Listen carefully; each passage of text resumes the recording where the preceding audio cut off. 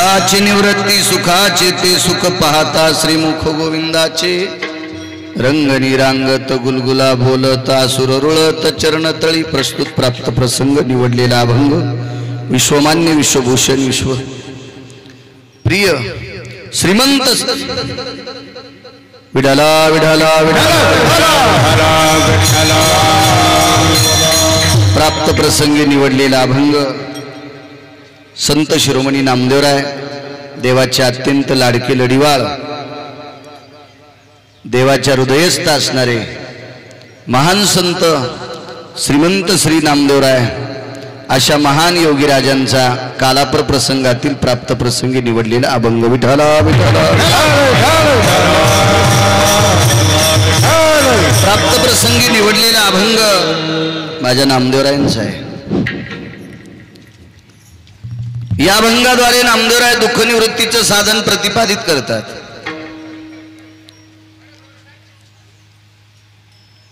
पेटीवाले अलीकडे सरका त्या कोपऱ्यातली इथं काय बॉम्ब पडतो का मागच्याला जागा नाही सरका पुढं सरका म्हणल्यावर माग बघतील माग काय मंत्री येतो का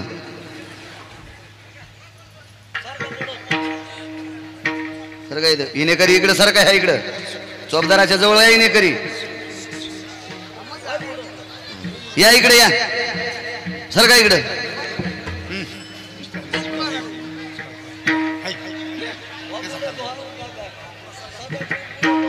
बसा बसा इथं बसा देईने करायचं जवळ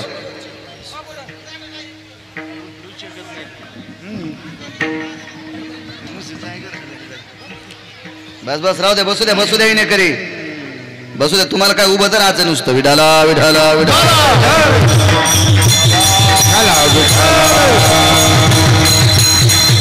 या अभंगाद्वारे नामदेवराय दुःख निवारणाचं साधन सांगतात। विश्वाच्या पाठीवर दुःख निवारणाची साधनं फार आहेत पण ती सगळ्याला पेलवणारी नसतील।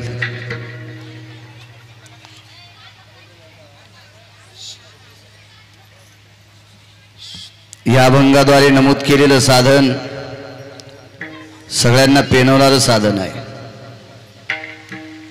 त्या मालकाचं मुख बघितलं भगवान कृष्ण परमात्म्याचं गोविंदाचं मुख बघितलं पंढरपुरातल्या मालकाचं मुख बघितलं की दुःख जातंय। दुःखाची निवृत्ती सुखाचे ते सुख नुसतं सुख प्राप्त होत नाही तर सुखाच्या पलीकडचं सुख प्राप्त होतंय। कशानं पाहता श्रीमुख गोविंदाचे त्या भगवंताचं मुख पाहिल्यावर दुःख जाते। काय नाविन्य असेल त्या मुखात काय सात्विकता असेल पेटी बंद करा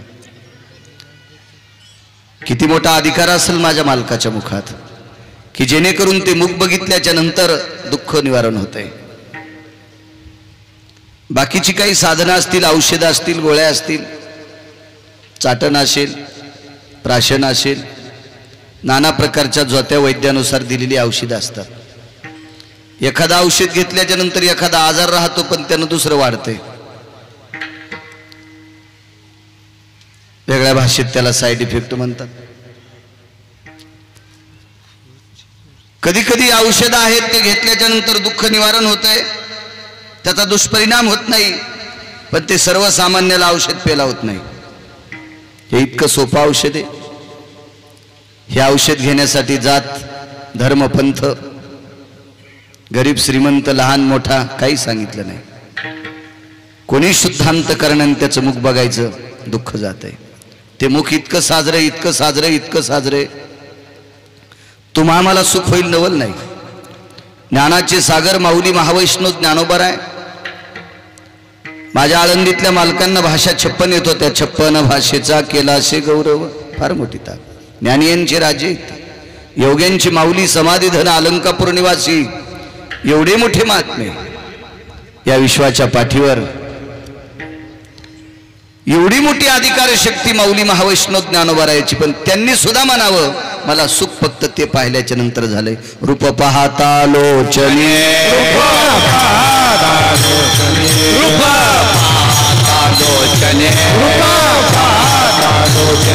सुख झाले हो साधनी सुख झाले हो साधनी झाले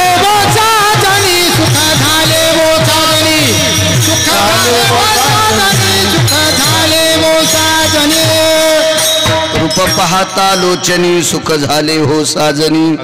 ते मुख बघितल्याच्या नंतर सुख प्राप्त होते असं माऊली महावैष्णव ज्ञानोबराय नमूद करतात. पाहता श्रीमुख सुखावले सुख डोळ्याची भूक. नवजे माझ्या डोळ्याची भूक. नवजे माझ्या डोळ्याची भूक. नवजे माझ्या डोळ्याची भूक. हे पाहता श्रीमुख सुखावले सुख डोळ्याची भूक. नवजे माझ्या डोळ्याची भूक. नवजे माझ्या डोळ्याची भूक. नवजे माझ्या सुखावले सुख डोळ्याची भूक. नवजे माझ्या डोळ्याची भूक. नवजे डोळ्याची भूक. नवजे जे रूप बघितल्याच्या शिवाय डोळ्याची भूक थांबत नाही असं रूप ते माझ्या मालकाचं आहे. आणि ते रूप बघितल्याच्या नंतर दुःख जात आहे असं नामदेवराय नमूद करतात. काय रूपात ताकद आहे तुम्ही आशीर्वाद देताल त्याच्यावर बोलण्याचा प्रयत्न करेल. मोठ्या श्रद्धेने मोठ्या अट्टहासाने मोठ्या असीम प्रयत्नाने दिव्य असं तेजस्वी मंदिराची उभारणी केली. तिथे माझ्या ब्रह्मांडाच्या मालकाचं अधिष्ठान आरूढ केलं. माऊली महावैष्णव ज्ञानोबराय तुकोबराय अशा संतांचं अधिष्ठान आरूढ झालं. या परिसरामध्ये या परिसरातल्या मातीच्या कणाकणामध्ये फार मोठा भक्तीचा सुगंध आहे, भक्तीचा गंध आहे, भक्तीचं वास्तव्य आहे. असे माझे सद्गुरू शांतीब्रह्म एकनाथ महाराज यांच्या पदस्पर्शाने पुनीत असलेला हा परिसर, अधिष्ठानानं पुनीत असलेला हा परिसर आणि या पवित्र परिसरामध्ये छोटेखानी असणारं अंतरवाली नावाचं गाव. तुबा सज्जन भाविकांनी हा नामयज्ञ ज्ञानयज्ञ माझ्या ज्ञानोबराय तुकोबरायच्या नामाची पताका तुम्ही गेल्या 8 दिवसापासून उभारलेली आहे. अंतरवाली ग्रामस्थांना जेवढ्या आडनावाची मंडळी असतील तेवढ्यांना मनपूर्वक प्रणाम करतोय. तारखीच्या संदर्भामध्ये सोपान काका डोरकुल संपर्क करत होते, चर्मनही संपर्क करायचे. बऱ्याच वेळेस सकाळपासून 2-3 फोन आले त्यांचे, येतील एखाद वेळेस. काकांनाही धन्यवाद. आपला अमूल्य वेळ खर्च करून आलेली तुम्ही श्रोते जनार्दन तुमच्या चरणी माझ्या आळंदीतल्या मालकांच्या हुकुक्तीनुसार तुमच्या चरणी साष्टांग प्रणिपात करतोय. मृदंगाचार्य लोहू महाराज असतील, मृदंगाचार्य गणेश महाराज असतील, मृदंगाचार्य घुंगरड आपलं गायनाचार्य हरिभक्तीपरायण घुंगरड महाराज असतील, गायनाचार्य हरिभक्तीपरायण खरात महाराज असतील, आदी करून ही बाकीची सर्व मंडळी तुळशीवाल्या ताईसाहेबापासून तर इथपर्यंत सर्व मस्तक माझा पायावरी वारकरी संतांच्या या पवित्र अधिष्ठानाच्या चरणी साष्टांग प्रणिपात करतो. सद्गुरू शांतीब्रह्म नाथबाबांच्या चरणी नतमस्तक होतो आणि माझ्या अभंगावर येतोय दुःखाची निवृत्ती सुखाचे ते सुख. त्या मालकाचं मुख बघितलं की दुःख जातं सज्जनांना. फार मोठी शक्ती आहे त्या मुखात. एक जण म्हणला महाराज मला पंढरपूरला जाण्यासाठी तिकिटाला पैसे नाहीत.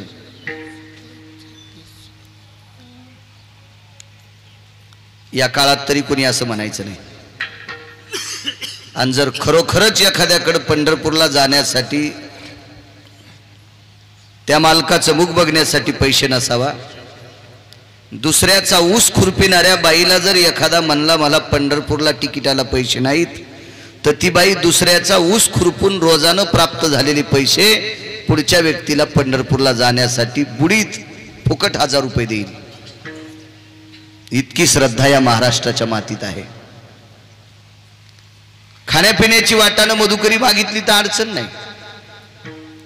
पंढरपुरात जायचं असेल तर पैशाची सुद्धा अडचण नाही, कोणी देईल. नास्तिक माणूस सुद्धा म्हणेल बाबा मला पंढरपूरला जायला भेटत नाही, तू चालला ना या बाय 1000 रुपये तिकिटाला तुला घेऊन जाय, माझे वापस देऊ नको. काळ इतका गोड आलेला आहे.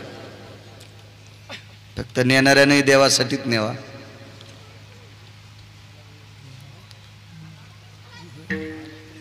अत्यंत सोपं आणि सुलभ औषध आहे. ते मुख बघितलं की दुःख जातं, पण नाही पाहा वाटत माणसाला. ते जे बघू नये ती माणसं बघत राहणार. रोज सकाळी असं एवढं दिव्य तेजस्वी मंदिर केलंय. सकाळी स्नान आटपल्याच्या नंतर आपल्याला कुठली कामं असतील त्या कामाला जायच्या अगोदर जर या मालकाचे पाय पाहिले आणि या विटेवरच्या मालकाचं मुख बघितलं तर दिवसभरातला दिवस आपला पूर्ण प्रसन्नपणात जाईल. एवढी मोठी शक्ती त्या मुखात आहे. आपण नाही बघत, आपल्याला वेळ नाही. तो वेळ नाही. तुम्ही आणि मी तुम्हाला एकट्याला म्हणत नाही. आपण किती हरामखोर आहेत. वाक्य थोडं कठीण वापरले, माफी मागणार नाही. वाक्य थोडं कठीण वापरले. आपण इतके हरामखोर आहोत, त्याच्यात मी सुद्धा आलो. शासनाची आपण लाईट वापरतो, जर आपण बिल नाही भरलं तर कनेक्शन मीटरचं कनेक्शन कट करण्यासाठी तो व्यक्ती येते. आपण गयावया करतो, अरे पुढच्या आठवड्यात माझ्या मुलीचं लग्न आहे, माझ्या मुलाचं लग्न आहे, आमच्याकडे साखरपुडा आहे, आमच्याकडे वास्तुशांती आहे, आमच्याकडे बारसं आहे, आमच्याकडे आमका कार्यक्रम आहे. तू काही म्हण, या बाई 2000 रुपये घे, पण आता हे नंतर बिल भरू, पण तू डिस्कनेक्शन करू नको. हात जोडायची वेळ येते. तो हेल्पर 7 बाई असतो. किती नालायक आहेत आपण, ज्याचं आयुष्यभर आपल्याला बिल आलं नाही, ज्याचा एक दिवस जर उदय नाही झाला तर विश्वातली पूर्ण दळणवळण क्रिया बंद पडेल. तरी आपण श्रद्धेनं पहाटे स्नान झाल्यावर पूर्वेकडे तोंड करून नमस्कार करत नाहीत. किती नालायक आहेत आपण. मी पण बरं त्याच्यात, मी पण साधू संतांनी सांगितलेली प्रमाण आपण मान्य करत नाही. याच्याकरता आपण दुःखाच्या तारुळ्यात पडतोय. सुलभ सोपं साधने पाहता श्रीमुख गोविंदाचे. कृपया एक विनंती करतोय कार्यकर्त्यांना, आता जे जिथं बसेल त्यांना बसू द्या. बसत असते. आता इथं कोणी जरी आलं तर जागा शिल्लक आणता येत नाही. मला आणता आली असती, मी 2 एकर जमीन आणली असती येताना, पण आणता येत नाही. तुम्हाला बी नाही, मलाही आणता येत नाही. विठाला विठाला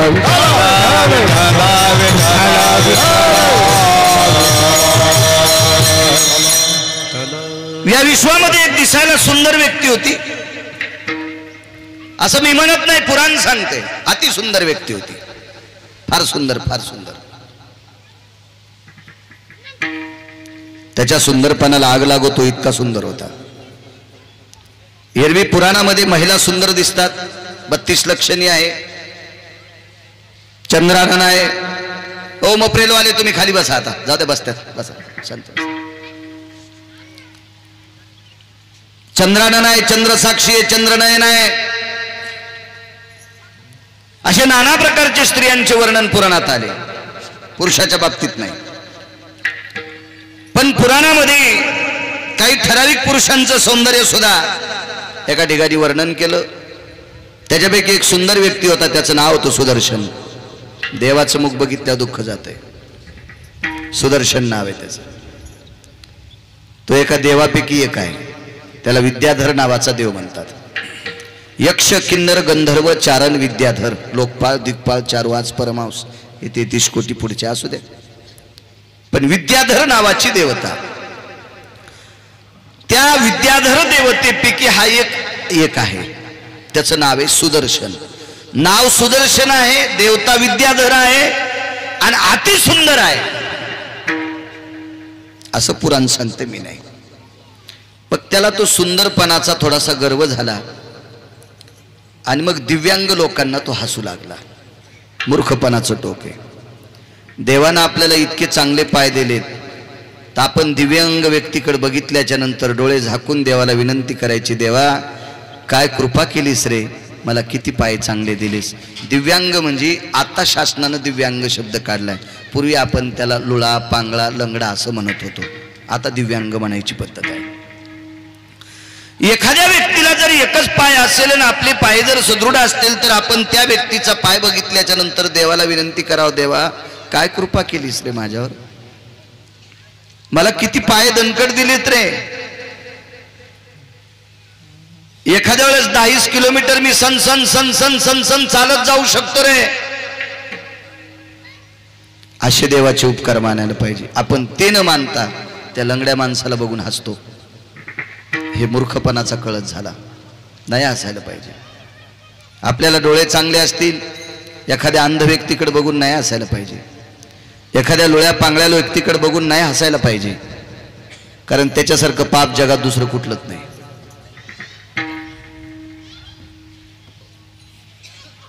रस्त्याने एक साधू चाललेला आहे.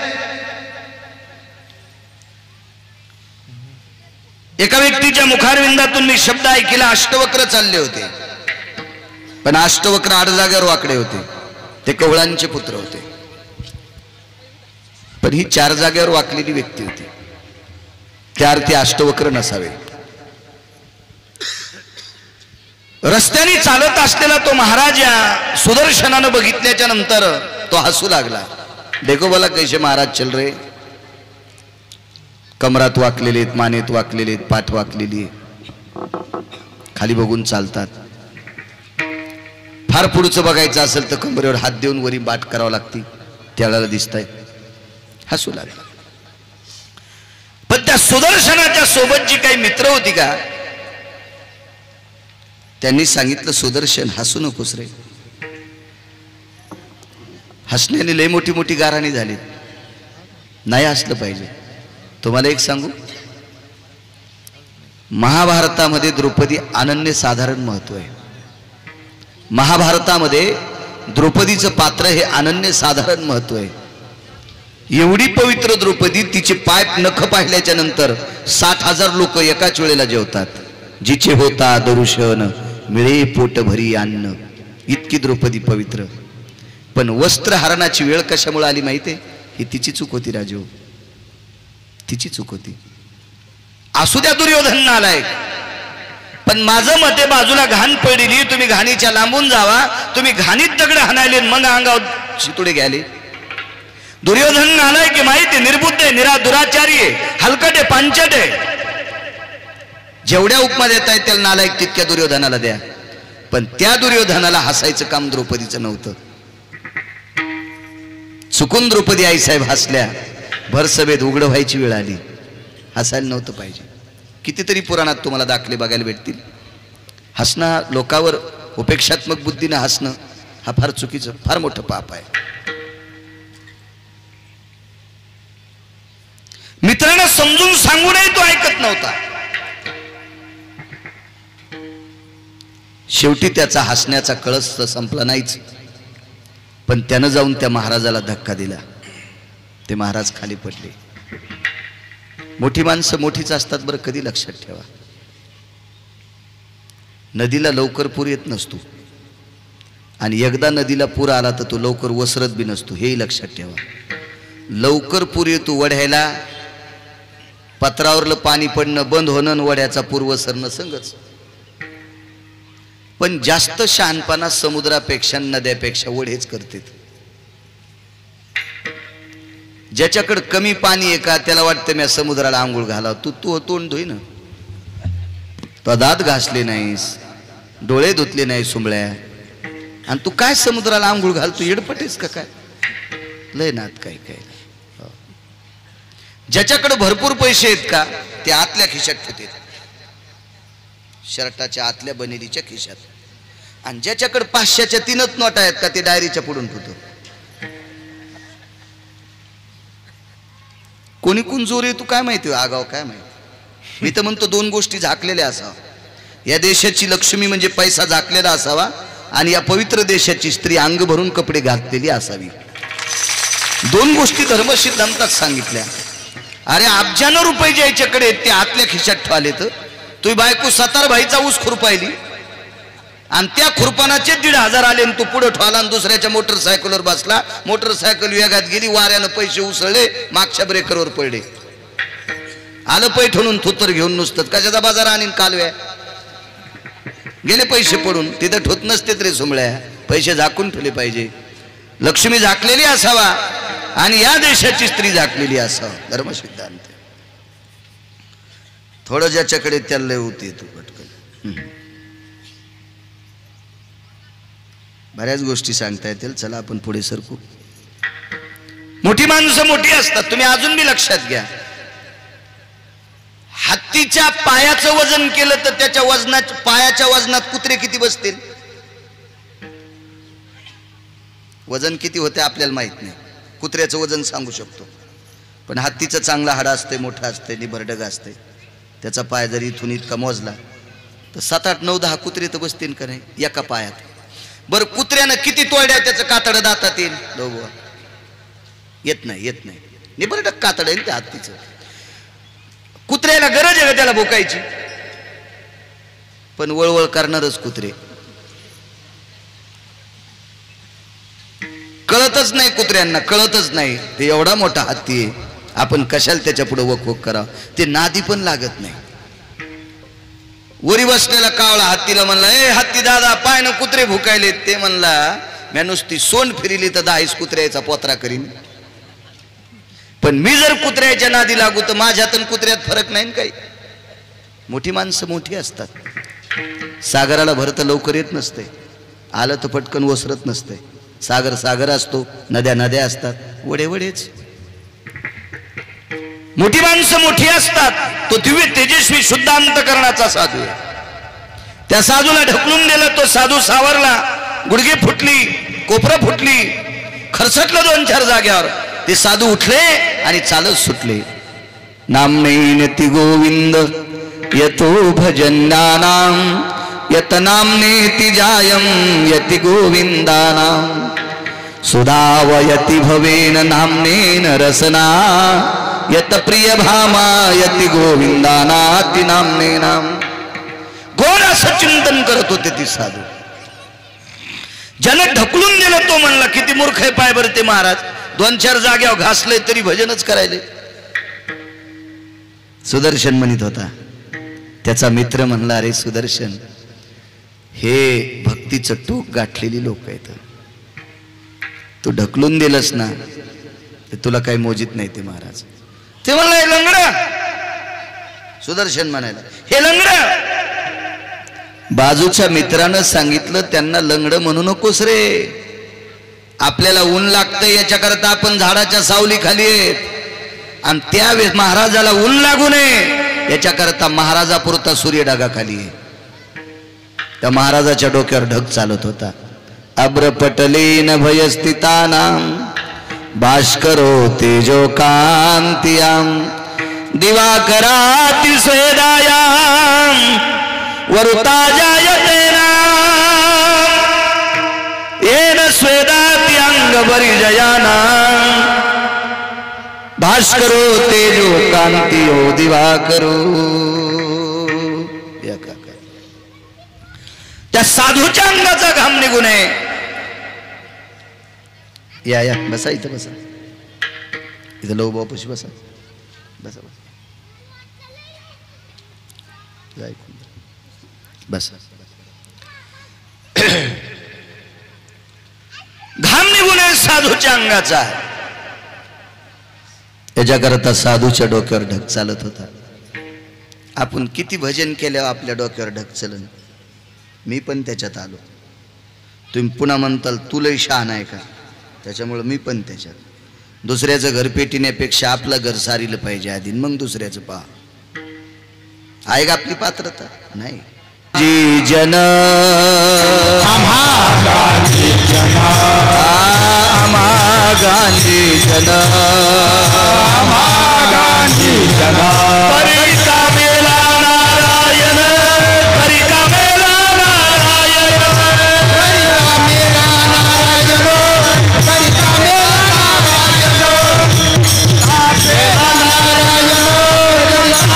नारायण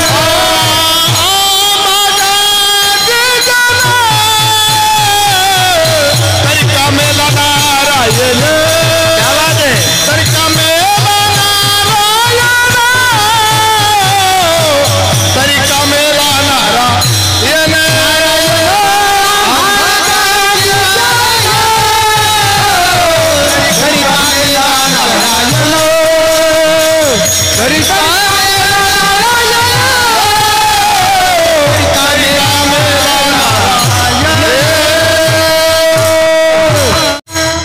मग का रे बाबा, या दुःखातून तू मुक्त झालास, तू औषध कोणतं घेतलं? पाहता श्रीमुख गोविंदा, पाहता श्रीमुख गोविंदा, पाहता श्रीमुख गोविंदा,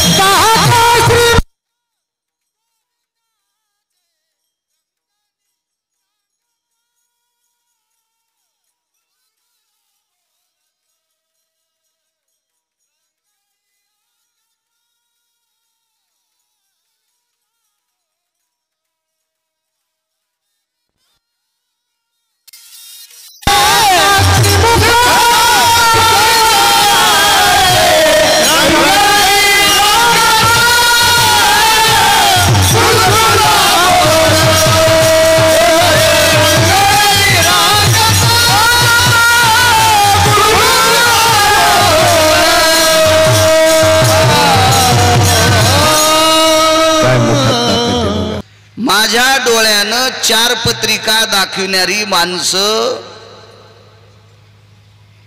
ज्यांना पत्रिका तपासायची फीस ₹1,00,000, अशा 4 लोकांना ₹4,00,000 पत्रिका दाखविण्यासाठी खर्च केले आणि पत्रिका दाखवून पोरायचे लग्न केले, तर 4ही सुना फाशी घेऊन मेल्या. फक्त नाव सांगत नाही, कारण या YouTube मुळे ते आमच्या कष्टालीच तुला येईल. ज्याला पत्रिका दाखवली ते तुमचा दोष काय दूर करील? त्याची काय पात्रता आहे?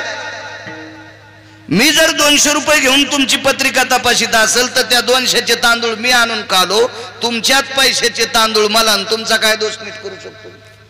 त्याच्यासाठी तुम्ही चांगलं वागणं गरजेचं आहे. कल्याण मासिकात एक संदेश आलता, जास्त विस्तारपूर्वक सांगत नाही. मुलीच्या लग्नामध्ये मंडपामध्ये गाय बांधावा. मुलीच्या लग्नामध्ये मंडपात एका कोपऱ्यात मंडपाची सावली तिच्या अंगावर पडल अशी गाय बांधावा. गाय व्यालेली असावा, वासरा सगट असावा, नसली व्यालेली तर नुसती असावा. आणि त्या लग्न मंडपातली गाय त्या मुलीला दान द्यावा. असं कल्याण मासिकामध्ये 15 ओळीचं एक लहानसा लेख आलता. कारण उद्या कोणी म्हणेल कशात होतं, उगत माणसं कॉलर धरतेत ना, जो सकाळी पाणी नेत नाही तो धटिंगी करतोय, हे कशात लिहिलेलं आहे? तू सकाळी पाणी नेत नाही नालायकानं, आमच्या नाकात काड्या घालतोय, तू लय नादा असतो त्याला काय काय. हो, 2-2 महिने आपण आंघोळ करायची नाही, दुसऱ्याला मला गंधत नाही लावला. वा वा वा वा, आशायचा लय उत आलाय सध्या. जैन चावून गेल्यावर माळी घातल्यात का?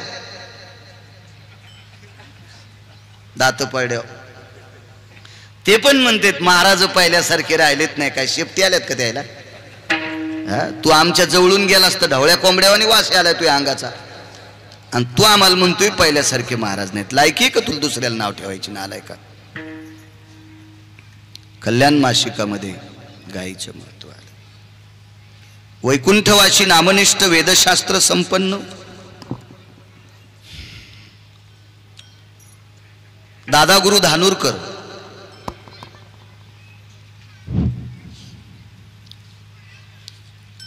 त्यांनी गोड प्रसंग मुळी उतरण्याचा सांगितला.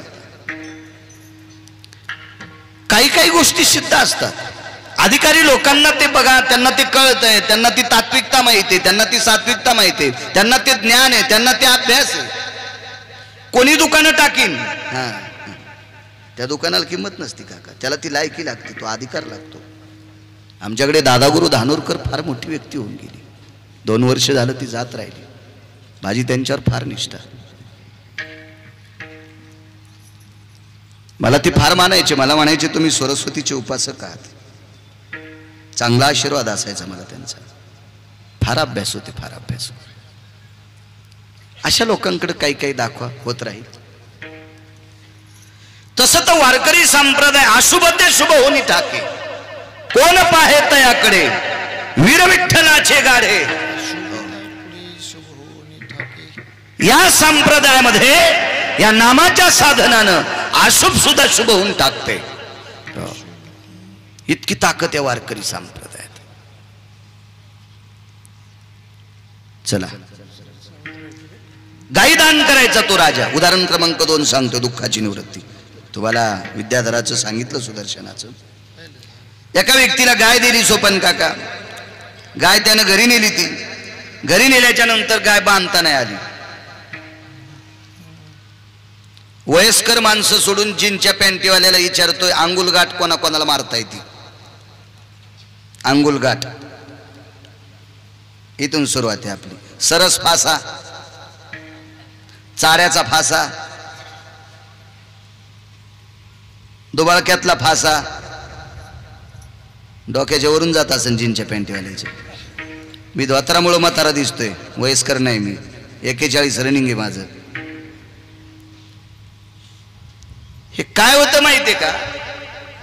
जिनच्या पॅन्टीवाल्यांनो, आपल्या बाप दादाला हे सगळं कळत होतं, याची जाण होती.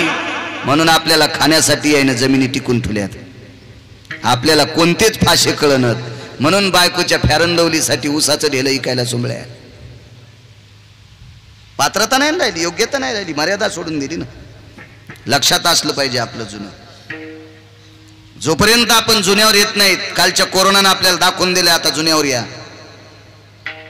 1,18,00,000ची गाडी काका एका माणसाची. त्याच्या गाडीत खापराची बिस्लरी होती. 1,18,00,000ची गाडी आणि बिस्लरी खापराची. मी म्हणलं काव? नाही म्हणले महाराज, आता प्लॅस्टिक मधलं पाणी प्यायचं नाही. 1,18,00,000ची गाडी. एका श्रीमंत माणसाच्या घरी गेलो हैदराबादला कीर्तनाला. किशनगुडा नावाचा एरिया आहे. कीर्तनाला गेलो. तिथं मोठं घर असेल त्या माणसाचं, 1-1.5 कोटी रुपयाचं. त्याच्यापेक्षा जास्त असेल काय आपल्याला तरी. त्या माणसाच्या घरातली सगळी पात्र खापराची होती. तवा खापराचा, कुकर नव्हतं त्या माणसाकडं. वरण गाडग्यातच शिजिलं होता, गॅस पण गाडग्यातच शिजिलं. मी म्हणलं असं का? ते म्हणले नाही. 10 वर्ष झालं आमच्या इथं कुठल्याही धातूच्या पात्रात स्वयंपाक केला जात नाही. बाहेर गेलो तोच खाण्यात येईल, घरी खात नाहीत. आले का नाही जुन्या माणसं? आपले बाप दादे पहाटे सकाळी येढा करायला जात होते शेतात. 2 गोष्टी कळत होत्या. शेतकरी शेतात गेला की त्याला धन बोलते, ऊस बोलतोय, कापूस बोलतोय, सोयाबीन बोलतोय, प्रत्येक पीक बोलतंय शेतकऱ्याला. प्रत्येक पीक बोलतंय. आळ्या दिसत्यात, कर फवारा, बगळी पडल्या, दीपानी बोलतंय. ते पीक बोलतंय. म्हणून आपले बाप दादे येडा करीत करीत शेताच्या येड्याच्या निमित्ताने जात होते. सकाळचा व्यायाम होत होता.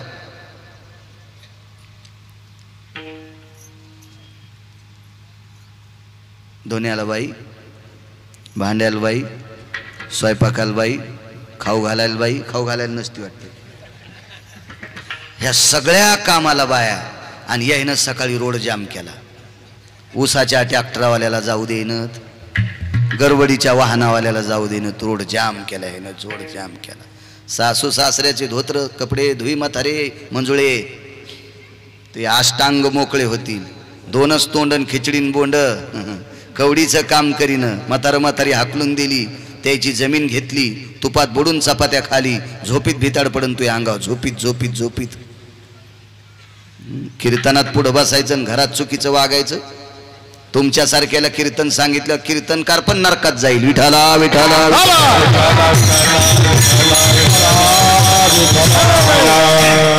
चांगलं वागणं हा सर्वात मोठं भजन आहे. घरात चांगलं वागणं सर्वात मोठं भागवत आहे, सर्वात मोठं कीर्तन आहे. आपण घरात चुकीची कामं करतो आणि बाहेर देखावा. काही कायला देखाव्याचा लय नाद. आमची इथली एक बाई शेजारीन सगळ्या झाडाची फुलं वरबडायची शेजारीन उठायच्या आधीच. आणि महादेवाच्या अंगावर वाजी. बघा ना महाराज कसा महादेव सजलास. मी म्हणलं बुटं टाकलीस महादेवाच्या अंगावर, भयान असं ओपत का? आणि मी म्हणलं चोरून फुलं आणल्या ते फुलं असतात का? लाव बरं महाराज महादेवाच्या पिंडीला कान. काय सांगतेत महादेव तर तीन पिंडीला कान लावले ते म्हणला पापीनी पुन्हा नको अशा चपला आणू. मी सांगितलं बोलो तू महादेव. असा कुठं परमार्थ असतो? दुसऱ्यानं पाणी घालायचं, यान फुलं चोरायचे व्हायचे. व्यवहारात चांगलं वागणं हे सर्वात मोठं परमार्थ आहे. आमच्या लोकांना वागावं चांगलं. कमी वाजीत आले असतील बोललो बुवा चालेल गणेश बुवा. कमी श्लोक पाठ असले बाळ्या तुला चालेल. कमी अंतरे पाठ असतील यांना चालेल. पण स्वतःची बायको सोडून जितक्या बायका भेटतील तितक्याला मायन बहीण म्हण. त्याच्यासारखा महाराजच नाही दुसरा जगात कुठला. तो एक नंबरचा महाराज, एक नंबरचा महाराज. वागणं हा सर्वात मोठा परमार्थ आहे आपल्याकडे. देखावा नाही, देखावा नाही. लय काय कायला ना माणसं दिसली की रामकृष्ण हरीना, अंधारात दुसऱ्याच्या कान्या चोरी, साखळ्या म्हशीच्या गाईच्या कान्या साखळ्या बागलात. मेल्यावर ट्रॅक्टरची ट्रॉली भर कान्याच गावसाले घरात. काही चोरूननी, आऊत खोडं चोरूननी, कोणाचे जू चोरूननी, कोणाचे कोळपे चोरूननी. काय काय नालायकपणा. आणि माणसं दिसली की रामकृष्ण. कसा कसा यम हानील रे बाप्पा. यमाला पण कळणार नाही कुठं कुठं हाणावं म्हणून. वागणं महत्वाचं आहे. नाही बांधता आली काय, कुठं बांधता येत असती सगळ्याला काय. एडवाकडा असं हे केलं, गाय वापस आली. जनावर किती हुशार आहे सांगू तुम्हाला. एका गल्लीतून आम्हाला कधी कधी शहरातून जायचं काम पडते, तर वापस येताना पुन्हा त्या यजमानाला म्हणतो गावाच्या बाहेर नेऊन सोड गडी. गल्ल्या काही लक्षात राहत नाही. आणि ते मॅप कोणीकडे नेऊन घाली तू त्या गाडीवरचा असतो ना ते मॅप. एखाद्या वेळेस खरं बी नाही, एखाद्या वेळेस इकून तिकून कोणीकडं तिथली तिथंच फिरी तू रान बोलू लागल्यावर. पण जनावर तुम्ही इथून परभणीला चलित न्या. तुमच्या आंतरवालीमधून बैल परभणीला चलत न्या बाजारात. आणि परभणीतल्या बाजारात बैल सोडून द्या. रस्त्यानं जर कोणी नाही बैल धरला तर बरोबर आंतरवालीला बैल येतोय. इतकं जनावर हुशार. आता तुम्ही टेम्पो फॅम्पूत नेताल ती भाग सोडून द्या. आता ते काय विषय. आता तर वाहनच झाली. तर इतका बैल हुशार. याच्या पलीकडे सांगू का. संध्याकाळी तुमच्या गाईनं बैलानं दावत तोडावा, कोणाची मका खावा, पण शेणाला दुधाला घरी येते. बरोबर खोट्यावर येते ते. माणसं बी येतात ना घरी, पण उतारल्यावर. माणसं येत नाही कोण म्हणते, उतारल्यावर येते. कोणी बुट हरपून येते, कोणी बाजार हरपून येते. लय नालायक काही काही. बापरे बापरे, लय लय लय सीमा नाही येते. गाय पुन्हा राजाच्या घरी आली. त्या राजाचं नाव होतं नृग नावाचा राजा. नृगाती नामनेन धेनु भयाना दात्र व्यतितायाम यत पूर्णोति भयाना. अत्यंत धेनु दातृत्वात प्रवीण राजा होता. खूप गाई दान करायचा तो. गाय परत आली. दुसऱ्या दिवशी एक जण आलं, ते म्हणलं आम्हाला गाय पाहिजे, घेऊन जा. तीच गाय देत आली. पण पहिल्या दिवशी दिलेलं गाय पाहत आलं, रस्त्यात हे भेटलं. झाल्यानं दोघायच्या कळवंडी. इकत दोघांना घेतली नव्हती, पहिल्यानं नाही यानं नाही. बरं ज्याच्याकडे लाखो गायी आहेत त्याला काय कळालं ही गाय काल दान दिली ती म्हणून. ते म्हणलं मला काल दान दिली, हे म्हणलं मला आज दिली. मग तुला काल दिली तर इथं कस काय आली, सुटून आली म्हणले. समजून घ्यायला पाहिजे होतं. दोघं राजाकडे गेले. राजानं पहिल्याला सांगितलं ही गाय आजच्याला राहू द्या, तुम्हाला 10 देतो. ते म्हणला लाख द्यायला तरी नको, मला हीच पाहिजे. आजच्याला सांगितलं राज्य सगळं देऊन टाकतो, ही गाय कालच्याला द्या. ते म्हणलं राज्य चुलीत जाऊ दे, मला हीच गाय पाहिजे. दोघांच्या वादात शाप. ते जरा तपस्वी होते दोघं बी. आपल्या शापानं काय होणार आहे. राजाला शाप दिला आणि राजा सरडा झाला. किती नालायकपणाचं टोके मला सांगा तुम्ही. स्वतःची संपत्ती अशी वापरीत असतात का. देवाने 1 कोटीची गाडी बसायला द्यावा काका. देवाने 1 कोटीची गाडी बसायला द्यावा. पाऊस सुरू असावा, रस्त्याला खड्डे असावा, खड्ड्यात पाणी असावा, रस्त्याच्या कडीनं शेतकरी राजा घरी जात असावा. आणि 1 कोटीच्या गाडीत बसलेल्यानं ड्रायव्हरला सांगावा आपल्या टायरनं उडालेलं पाणी शेतकऱ्याच्या अंगावर जाता कामा नाही. ह्या खड्ड्यात टायर गेल्याच्या नंतर टायरनं उडालेलं पाणी रस्त्यानं पायी चालणाऱ्याच्या अंगावर जाता कामा नये. असा जर 1 कोटीच्या गाडीत बसलेला जपत असेल तर भगवंत त्याला 6 कोटीच्या चॉपर मध्ये बसील. तो दयाळू आहे. चांगलं वागायला पाहिजे, चांगलं वागायला पाहिजे. अहो तुमच्याकडे तपश्चर्या आहे लोकांना शाप देण्यासाठी, गायदान करणाऱ्या राजाला सरड्या करण्यासाठी. हे दोघं जण पुढे काय झाले हे दुसऱ्या पुराणात बघा, कारण सगळ्या गोळ्या एक खट्या घेतल्यावर रिॲक्शन येत असते. पुन्हा कधी प्रसंग आल्या होत्या दोघांचे सांगू, पण राजा हा सरड्याच्या येवणीत आला. दुःख झालं राजाला, काय गायदान करणारा ते का तुमच्या आमच्यासारखं. आमची ते एक म्हातारं मरच ना, म्हातारं मरण म्हणल्यावर मग या जुन्या बायका असतात ना मोठ्याल्या कुखावाल्या, जुन्या सांगायला टिकल्यावाल्याला काय कळणार आहे जुन्या बायका. मग एखादं म्हातारं मरत नसल्या बाया काय म्हणतात, माया बाजाच्या खाली उतरा, त्याचा जीव सुंबात गुतलाय. ते आडे असतात ना सुंबाला, मग सुंबाच्या आड्यामुळे जर माणसं मेले नसते तर पैशावाले ते फिरताना पण बाजावर फिरले असते. एसटीत बाजा, टरकात बाजा, विमानात पण बाजात टाकले असते. आपल्याला मरायचंच नाही म्हणले असते. असं कुठं असतं हे. आमची इथली ती बाई म्हणली, माय हे मरच नत, यायच्या हातानं ज्वारीत हात खूप सांगतात की द्या बरं महाराजाला 4 पायल्या ज्वारी. तर त्या असोबत त्याला बोलता येत नव्हतं. मग टोपला असं भरलं 4 पायल्याचं, मस्त 40 किलो ज्वारी त्याच्यामध्ये. महाराजाला द्यायची, त्यानं हात बागलात त्याला. महिनाभर पुरती म्हणली सगळ्या घराला ज्वारीन द्याले तुम्ही बाळ्याला, हात बागलात नाही दिल. ते ती घरधनीन बाई म्हणली, माय काकू आमचे दादा महाराजाला ज्वारी 40 किलो द्यायची म्हणले की बगलात हात घातला. ते नाही म्हणले. बरं त्याच्या नावानं एक गाय दान द्या. काय म्हणायची ती ऐकू येत होतं थोडं थोडं. तुमच्या हातानं गाय द्यायची, मला कोठ्यात घ्या म्हणलं. मनानं द्यात गाई शोधून होत्या कोठ्यात. आणि मग हे म्हाताऱ्याची बाज कोठ्यात नेली. त्यानं सगळ्या अशा गाई पडल्या पाहिल्या. कोपऱ्यातली देऊन टाका म्हणले बाळू महाराजाला काय कोपऱ्यातली. मग ती कोपऱ्यातली गाय मला दिली. गाय चांगली होती, त्यालाच मेली. तिला निकाळ्या झालता, कारण त्यानं शेपूट पाहिली होती, काळी पडली होती. आणि त्या निकाळ्या झाला म्हणजे अत्यंत ताप वाढली. ते शेण सुद्धा काळं पडतंय. हे जुनं शेतकरी होतं ना ते, त्यानं ती गाय देऊन टाकली. फायदा काय नाही, मला गाय पुरायला 1600 रुपये लागले.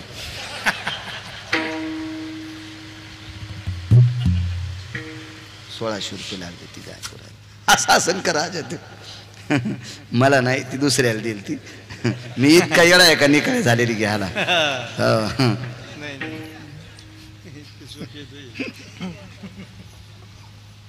गोड गाई सरड्याच्या येवणीत आला. काय करावं, एकदा त्या मालकाचं मुख बघा. हा सरळ सरपडत सरपडत सरपडत सरपडत यमुनेच्या तीरावर पोचला.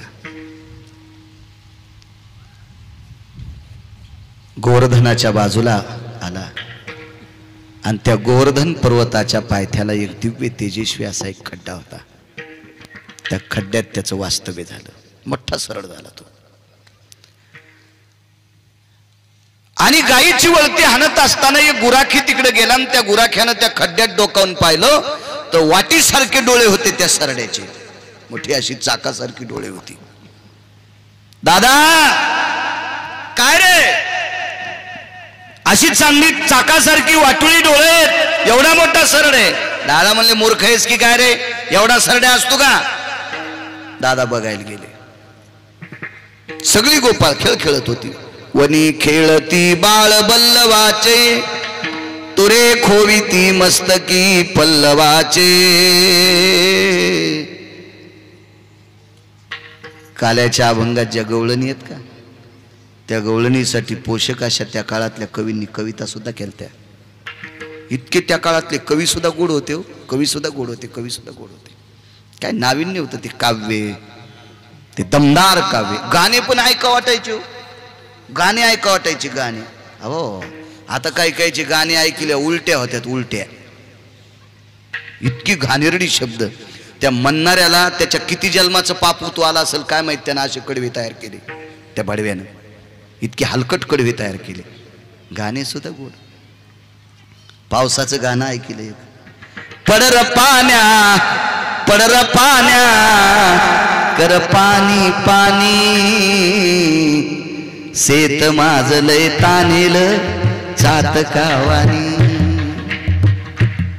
प्रल्हाद शिंदेंनी गायले. लावण्या तमाशातल्या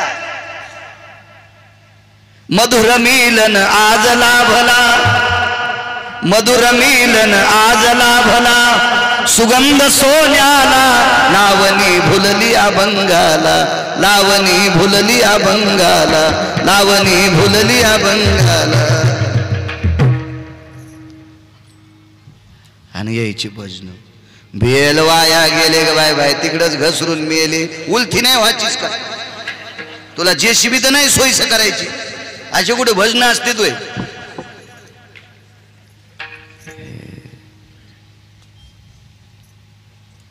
आपल्या लोकांनी खरंच लाजा सोडल्यात. धर्माचं वाटोळं करायला येते बडवे. माझं एक मत आहे, धर्म उंच नेण्याचा नका प्रयत्न करू, पण धर्माला खाली आणण्याचा प्रयत्न करू नका, पूर्वज नरकाला जातील. बा आपल्याला चांगलं करता येत नाही ना, रस्त्यातले काटे उचलता येत नाहीत ना, तर दुसरे टाकू नका. नका उचलू रस्त्यातले, पण दुसरे टाकू नका. हा संप्रदाय फार निष्ठावंत लोकांनी टिकवलेला संप्रदाय. याच्यात बट्ट्याबोळ करायचं काम नाही. हा फार शुद्ध संप्रदाय.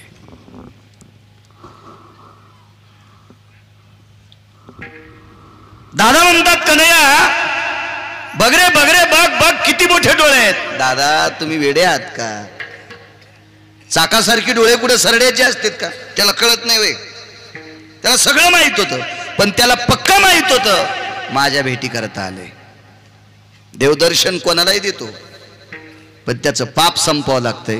देतसे दर्शन, देताशी दर्शन, देतसे दर्शन, देताशी दर्शन, सकळासी नारायण, सकळासी नारायण, सकळाशी नारायण, सकळाशी नारायण, नारायण, सकळाशी नारायण.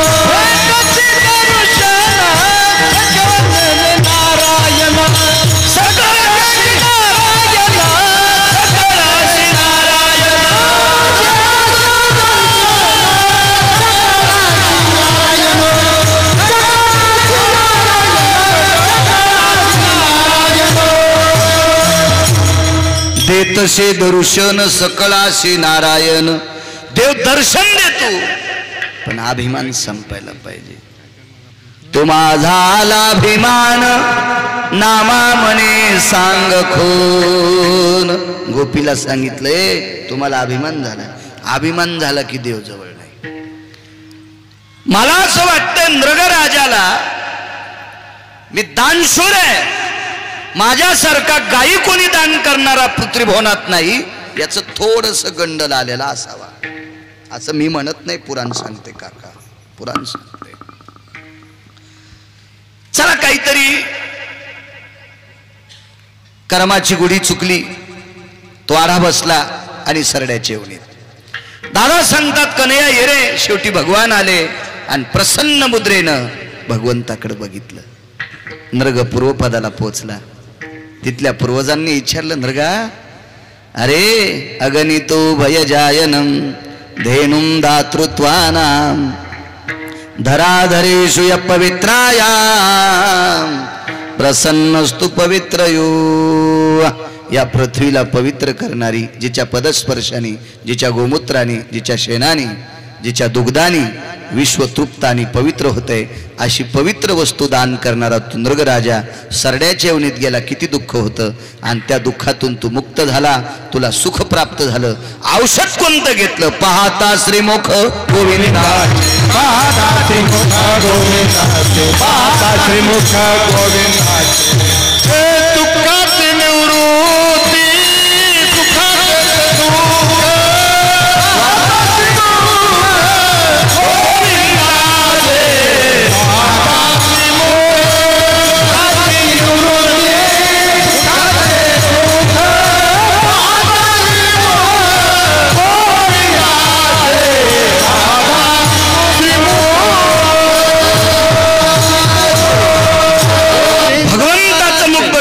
दुःख जाते. उदाहरण 2. तिसरं एक आहे का?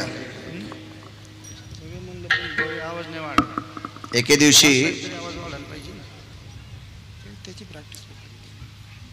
नारद एका राजाच्या घरी गेले. तिसरं उदाहरण चालू आहे, वेळेत सोडतो, ताण घेऊ नका.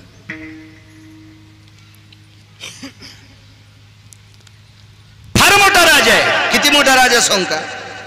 एक पद असलेला मंत्री नाही. एकट्याकडे 222 पद आहेत. एकट्याकडे 33 कोटी देवाचा राजा इंद्र. आणि त्याच्याकडे एक संन्याशी गेला, 6व्या क्रमांकाचा संन्याशी. याही संन्याशाला अनन्यसाधारण महत्व आहे आपल्याकडे. का त्या संन्याशाला महत्व आहे सांगू तुम्हाला. एका संन्याशाशिवाय आपलं काहीच होत नाही. लग्न झाल्यावर त्याच्या पाया पडणं, मग संसाराला सुरुवात. आणि नाही त्याच्या पाया पडला तर मेल्यावर त्याच्या दारात एकदा टेकावत लागतंय मड. पुढचे खांदेकरी मागन, मागचे पुढं. पदरातली ज्वारी तिथं सोडा, मग बेल नेऊन पुकाव.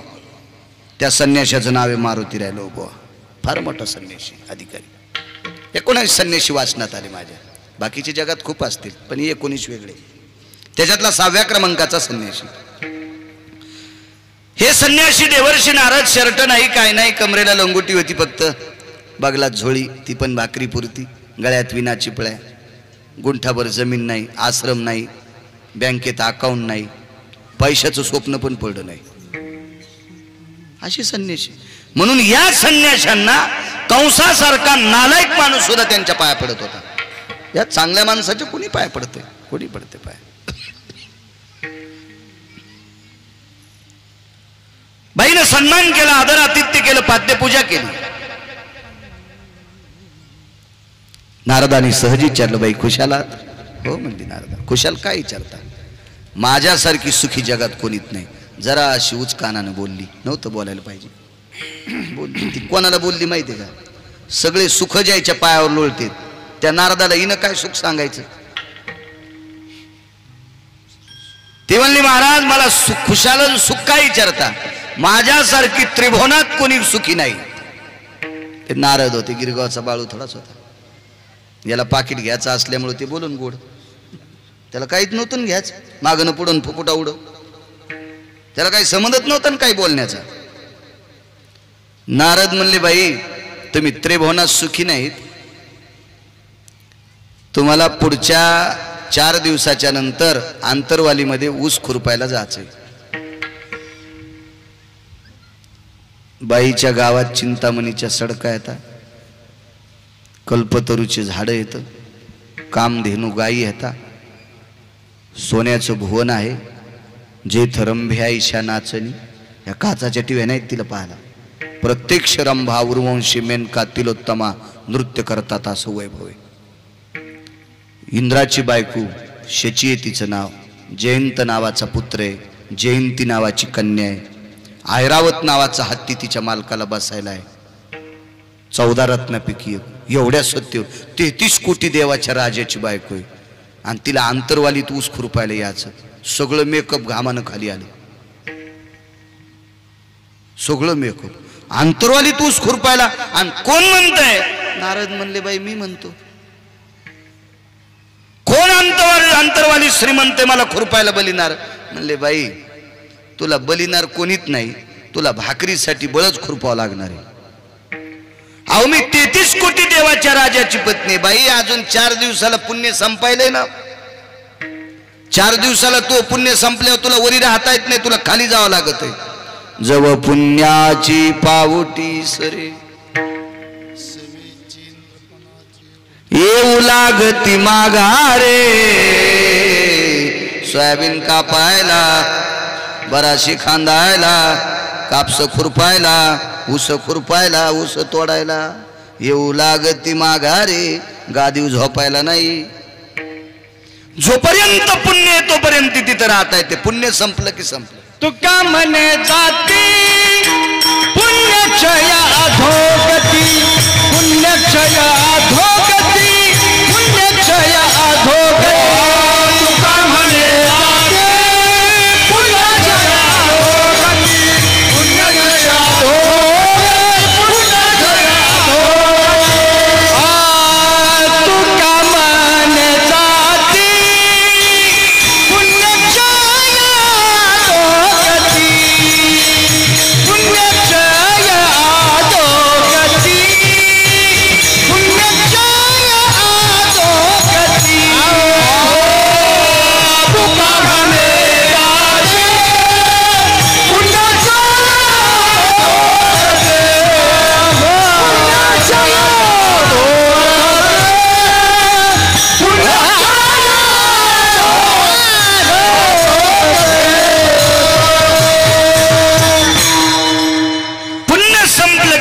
खाली यावं लागतं. एक 1.5 कोटीची गाडी घेऊन बँकेत गेलं. 1.5 कोटीची गाडी होती त्याला बसायला.